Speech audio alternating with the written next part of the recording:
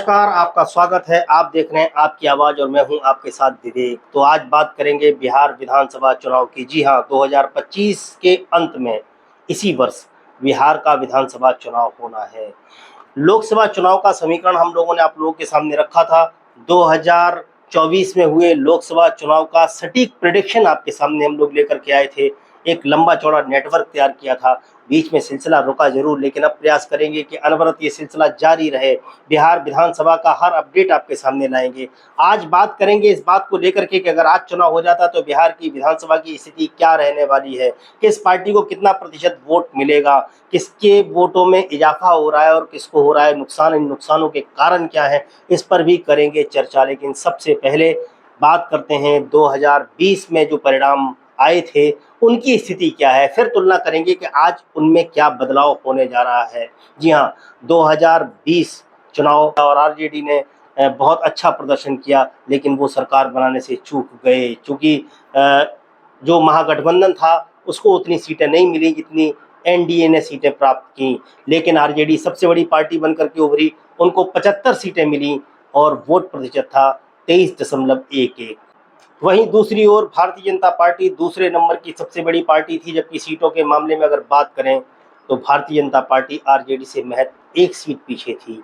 Bharatiya Janata party को 74 सीटें मिली, लेकिन वोट प्रतिशत में 4.35% का अंतर था और भारतीय जनता पार्टी को 19.36% वोट मिला। लेकिन 2015 की अपेक्षा 2020 का ये चुनाव आरजेडी और भारतीय जनता पार्टी के लिए बहुत उत्साहजनक रहा।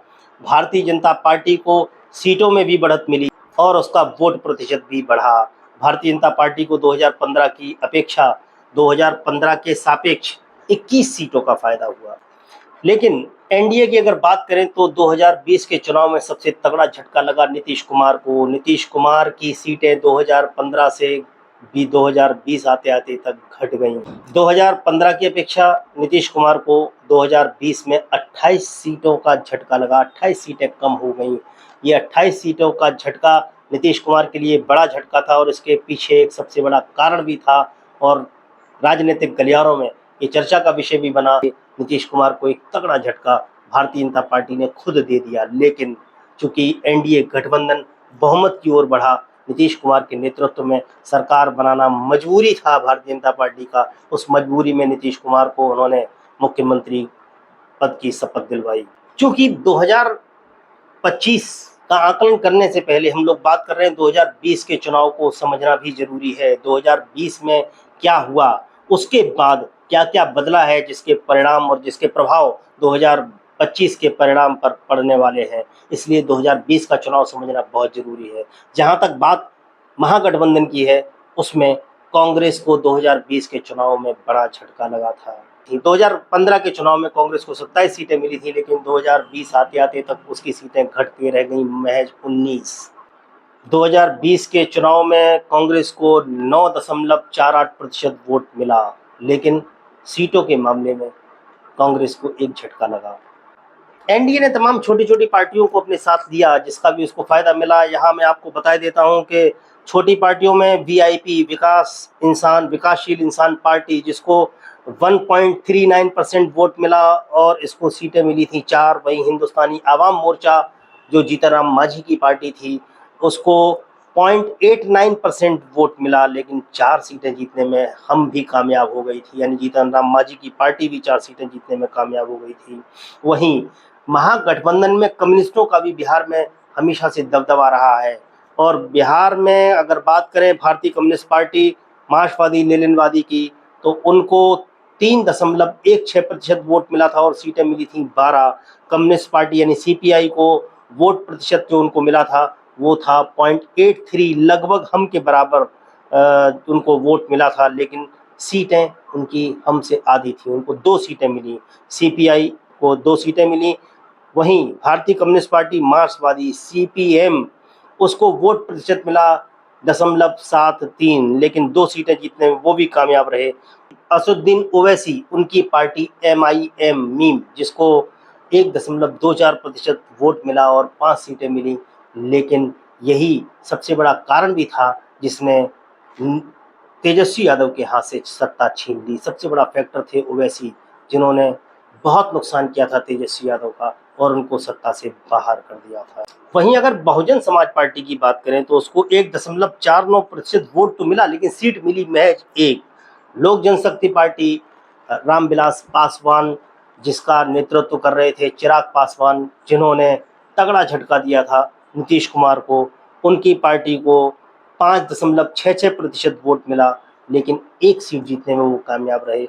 उन्होंने जेडीयू का बहुत नुकसान किया। कई सीटें जेडीयू चिराग पासवान की वजह से हारी, तो कई सीटें तेजस्वी यादव हारे ओवैसी के चक्कर में।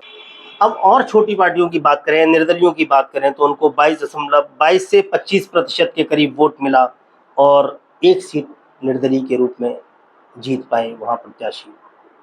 ये थी 2020 चुनाव की तस्वीर जो मैंने आपके सामने रखी। अब बात करते हैं 2025 के चुनाव की। 2025 में क्या घटने जा रहा है, क्या अहम फैक्टर हैं 2025 के, इस पर एक बार फिर निगाह मार लेते हैं। वैसे तो सारी खबरें इस समय चर्चा में हैं, लेकिन इनके प्रभाव क्या पड़ रहे हैं, इसको हम लोगों ने बहुत बारीकी से अध्ययन करने का प्रयास किया है लोगों के बीच में जा करके। सबसे बड़ा फैक्टर इस समय जो है वो वहाँ एक नया चेहरा प्रशांत किशोर के रूप में है।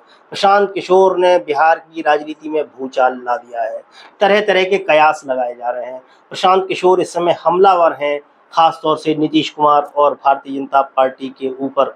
सामान्य दृष्टि से देखने में ये लगता है कि वो नीतीश कुमार और भारतीय जनता पार्टी को नुकसान पहुंचाना चाहते हैं या उनकी मंशा है, लेकिन जमीन पर ऐसा बिल्कुल नहीं है। वहाँ जब लोगों से आप बात करेंगे, बहुत अच्छे से बिहार के लोगों को राजनीति की समझ होती है और वो अगर अपना आकलन करते हैं तो वो इस तरह से आकलन करते हैं कि प्रशांत किशोर भारतीय जनता पार्टी नीतीश कुमार को नहीं, खास तौर से महागठबंधन को नुकसान पहुंचाने जा रहे हैं। भारतीय राजनीति में प्रशांत किशोर का उदय होता है 2014 में भारतीय जनता पार्टी और खास तौर से नरेंद्र मोदी के रणनीतिकारी के रूप में, और उसके बाद उन्होंने बहुत सारी पार्टियों की स्ट्रेटजी में अपनी भूमिका अदा की।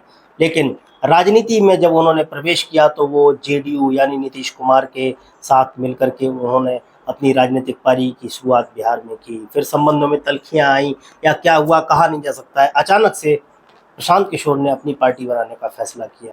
राजनीतिक जानकारों की अगर माने तो ये एक सोची समझी रणनीति है। कारण क्या है इसका, इसके पीछे का कारण क्या है, उसको समझने के लिए आपको समझना पड़ेगा फिर से 2020 का वही चुनाव कि एनडीए और इंडिया गठबंधन के बीच में बहुत मामूली अंतर था। 2020 के चुनाव ये अंतर था महज 0.03% का। जेडीयू के नीतीश कुमार मुख्यमंत्री बने जरूर, लेकिन उनकी एनडीए को जो टोटल वोट का प्रतिशत था, मत प्रतिशत था, वो मिला था 37.26%, यानी 37.26%। वहीं महागठबंधन को 37.23% वोट मिला था। बिल्कुल आमने सामने की लड़ाई थी, कांटे की लड़ाई थी, और उसमें सबसे ज़्यादा अगर नुकसान महागठबंधन को लगा था तो वो मीम के द्वारा दिया गया झटका था। इस बार परिस्थितियां कुछ बदल रही हैं। वहीं राजनीतिक जानकारों का कहना है कि प्रशांत किशोर एक रणनीति के तहत उतारे गए हैं। ऐसा वो क्यों कहते हैं, इसके पीछे की वो दलील देते हैं कि जो इस समय एंटी इनकम्बेंसी है, नीतीश कुमार की पार्टी के अंदरूनी घमासान जो है और भारतीय जनता पार्टी और जेडीयू के आपसी गठबंधन के अंदर की जो दरारें हैं, उसका नुकसान इस बार एनडीए को उठाना पड़ सकता था। वोटों का एक बड़ा तबका था जो ट्रांसफर हो सकता था, जो शिफ्ट हो सकता था महागठबंधन की तरफ। उस फ्लो को रोकने के लिए नीतीश कुमार ने या भारतीय जनता पार्टी ने एक सोची समझी रणनीति के तहत पीके को उतारा है, ऐसा राजनीतिक गलियारों में राजनीति के जानकार कहते हैं। वैसे बिहार की पूरी राजनीति धर्म से ज़्यादा जातिगत आंकड़ों पर चलती है। जाति पर आधारित राजनीति है बिहार की। जैसे आप देखें तो उत्तर प्रदेश, मध्य प्रदेश, राजस्थान जो हिंदी बेल्ट है, जो हिंदी भाषी क्षेत्र हैं, वहाँ धर्म के उन्माद पर लोग दो धड़ों में बंटते हैं और हिंदुत्व के नाम की राजनीति सबसे ज़्यादा इन्हीं प्रदेशों में फलीभूत हुई है। लेकिन बिहार हमेशा जातीय राजनीति के लिए जाना जाता है। ये भारत का दुर्भाग्य है कि भारत में आज भी धर्म और जाति के नाम पर वोट दिया जाता है, लेकिन ये सच्चाई भी है भारतीय राजनीति की, इसको आप झुठला भी नहीं सकते हैं। क्योंकि बिहार में जातिगत आधार पर लोग वोट करते हैं तो उसके मायने क्या हैं, जातियों का प्रतिनिधित्व क्या कहता है, किस जाति का कितना वोट है, ये भी एक बहुत इम्पोर्टेंट फैक्टर है। इस पर जान डालते हैं एक नज़र। तो बिहार में यादव लगभग 14 से 15% वोट है। 14 से 15% कुल मतदाताओं की भागीदारी यादवों की है, जो सीधा का सीधा आरजेडी को जाता है। लेकिन इससे पहले तेजस्वी ने जिस समय कमान संभाली थी, तब तक यादवों में एक बड़े वर्ग ने बगावत भी की, जो भारतीय जनता पार्टी के साथ चला गया, जिसमें भारतीय जनता पार्टी के बहुत सारे नेताओं का उदय हुआ। रामकृपाल यादव के नेतृत्व में बहुत सारे यादवों ने बीजेपी का दामन थामा है। लेकिन इस बार लगता है कि उनका मोह भंग हुआ है। यादव इकट्ठा होकर के आरजेडी के पीछे लामबंद होता नजर आ रहा है। तो कुल मिलाकर के मोटा मोटा दो भागों में ओबीसी को बांट दिया गया है बिहार के अंदर। एक ईबीसी है, एक्सट्रीमली बैकवर्ड क्लास, एक ओबीसी है, अदर बैकवर्ड का क्लास। तो जो एक्सट्रीमली बैकवर्ड कास्ट है, उसका वोट है लगभग 30 से 35%। और इस समुदाय में जो जातियां हैं, वो सारी की सारी कहा जाता है कि नीतीश कुमार के पीछे यूनाइटेड हैं। ईबीसी में खासतौर से मल्ला, नोनिया और निषाद जातियां आती हैं। इस तरह की और लगभग 100 छोटी छोटी जातियां हैं, जिनको आकर्षित करने का प्रयास आरजेडी और जनसुराज पार्टी भी कर रही है। लेकिन माना यह जाता है कि इसका एक बड़ा वर्ग, बड़ा तबका नीतीश कुमार के पीछे खड़ा रहता है, क्योंकि नीतीश कुमार ने इनके लिए बहुत सारी योजनाएं लागू की हैं। ये वर्ग ज़्यादातर नीतीश कुमार को अपना नेता मानता है। पिछड़ा वर्ग में दूसरी एक और वर्ग है, जिसको ओबीसी कहते हैं, अदर बैकवर्ड कास्ट, जिसमें 15 से 20% इनकी भी संख्या है। इसमें कुर्मी, कोयरी जैसी तमाम जातियां आती हैं, और इनका नेतृत्व भी एक समय नीतीश कुमार करते थे। लेकिन इसमें भारतीय जनता पार्टी ने भी अपनी सेंध लगाई है।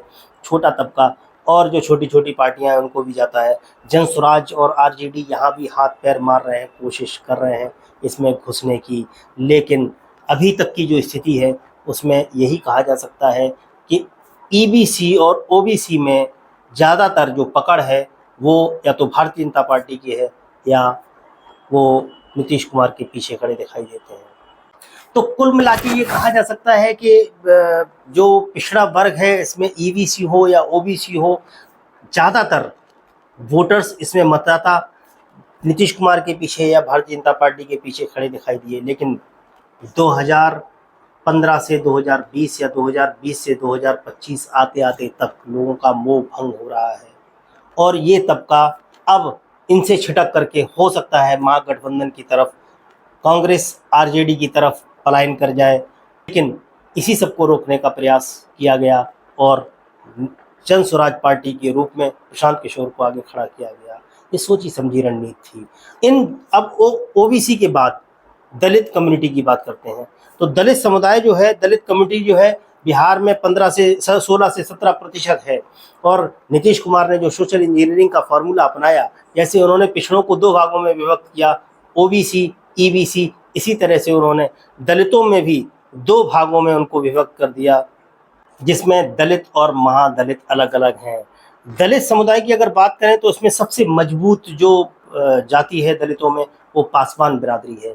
पासवान, जिसका नेतृत्व शुरू से रामविलास पासवान करते आए, और आज की तारीख में उनके प्रतिनिधि के रूप में चिराग पासवान खड़े हैं। पासवान कम्युनिटी पूरी की पूरी एलजेपी चिराग पासवान के पीछे खड़ी दिखाई देती है। दलित मतदाताओं में पासवान बिरादरी के अलावा और कई एक जातियां हैं, जिन पर सामाजिक न्याय के नाम पर लालू प्रसाद यादव का कब्जा रहा है, या कहे वो उनके फेवर में खड़ी दिखाई देती रही हैं। आज भी नीतीश कुमार के साथ दलितों का भी एक वर्ग खड़ा हुआ दिखाई देता है। लेकिन नीतीश कुमार की सोशल इंजीनियरिंग का पार्ट 2 जो है दलितों का, वो है महादलित। महादलित कम्युनिटी में तमाम योजनाएं उनके लिए भी नीतीश कुमार लेकर के आए, और वो नीतीश कुमार के साथ अलाइन हुई है। लेकिन अब उनका भी बताते हैं कि मोह भंग हो रहा है, और यहाँ भी टूट की संभावना है। देखना ये है कि इस फ्लो को कितना रोक पाते हैं प्रशांत किशोर जनसुराज के माध्यम से। अगर वो रोकने में कामयाब रहे, तो ये एक बड़ी कामयाबी होगी भारतीय जनता पार्टी और जेडीयू के लिए। अगर रोकने में कामयाब नहीं रहे, निश्चित रूप से बिहार में इस बार बड़ा बदलाव होने वाला है। अब बात करते हैं सामान्य वर्ग की। सामान्य वर्ग में जो जातियां हैं, वो हमेशा से भारतीय जनता पार्टी के साथ रही हैं, चाहे ब्राह्मण की बात हो, राजपूत की बात हो, भूमिहार की बात हो, कायस्थों की बात हो। तो ये सारे के सारे जो 15% जो सवर्ण जातियों के वोट हैं उसका बहुत बड़ा हिस्सा भारतीय जनता पार्टी को जाता रहा है, और वो उसके बाद जो बचता है नीतीश कुमार आरजेडी और कांग्रेस के पाले में, उनके खेमे में खड़ा दिखाई देता है। लेकिन हकीकत ये है कि जो सवर्णों का एक बड़ा तबका है वो आज भी भारतीय जनता पार्टी के साथ एकजुट दिखाई देता है। अब भौगोलिक दृष्टि से बात कर लेते हैं कि बिहार के अलग अलग जो भौगोलिक क्षेत्र हैं उनमें स्थिति क्या है। तो मिथिलांचल और कोसी का जो एरिया है, यहाँ ईवीसी और ओबीसी बहुत निर्णायक भूमिका में होते हैं। यहाँ ईवीसी और ओबीसी जो कुर्मी और कोयरी का कॉम्बिनेशन है, ज़्यादातर जेडीयू और बीजेपी के पक्ष में खड़े दिखाई देते हैं। लेकिन यहाँ मुस्लिम और दलित मतदाताओं का गठजोड़ वो महागठबंधन की तरफ या आरजेडी की तरफ खड़ा दिखाई देता है। वहीं अगर सीमांचल की बात करें तो मुस्लिम और ईवीसी मतदाता यहाँ अहम हैं। आरजेडी और एमआईएम के बीच में बड़ी प्रतिस्पर्धा पिछली बार रही, जिसका खामियाजा उठाना पड़ा तेजस्वी यादव को और आरजेडी को और महागठबंधन को। लेकिन इस बार वहाँ तेजस्वी यादव ने ताबड़तोड़ रैलियां की, लोगों से संपर्क किया और उस जो स्प्लिट था, जो बंटवारा था, उसको रोकने का प्रयास किया। लगता ये है कि आने वाले समय में उनका जो प्रयास है वो सार्थक हो सकता है। इस बार किसी मुगालते में ना आकर के लोग एकजुट होकर के आरजेडी के पक्ष में मतदान करें। अगर ऐसा हुआ तो ये बड़ा झटका होगा नीतीश कुमार और भारतीय जनता पार्टी के लिए।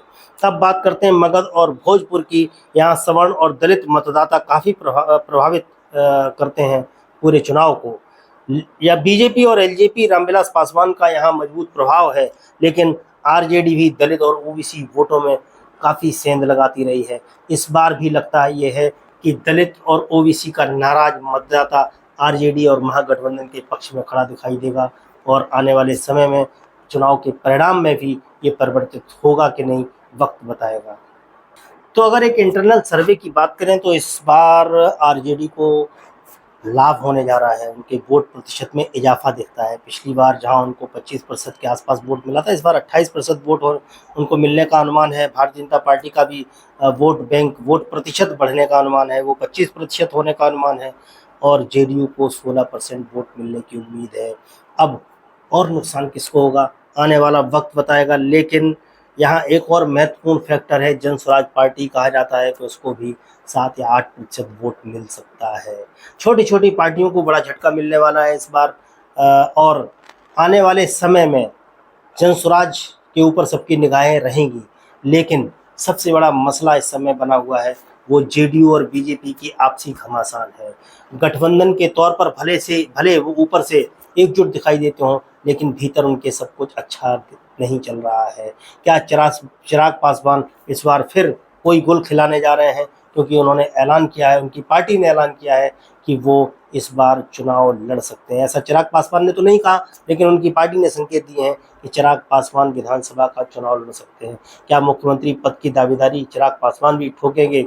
इस सब का लाभ अगर किसी को होगा तो वो महागठबंधन को होने की उम्मीद है। लेकिन जिस तरह से महागठबंधन के अंदर तमाम उथल पुथल मचा हुआ है, खास तौर से लालू यादव के परिवार को लेकर के अगर बात करें, तेज प्रताप का जो अभी नया मामला सामने आया है, उसको लेकर के कहीं ना कहीं धक्का गठबंधन और आरजेडी को भी लगा है। आने वाले एक समय में ऊंट किस करवट बैठता है, इसके लिए करना पड़ेगा थोड़ा सा इंतजार। आज इतना ही, फिर मिलेंगे अगले कार्यक्रम में। तब तक के लिए मुझे दीजिए आज्ञा। नमस्कार।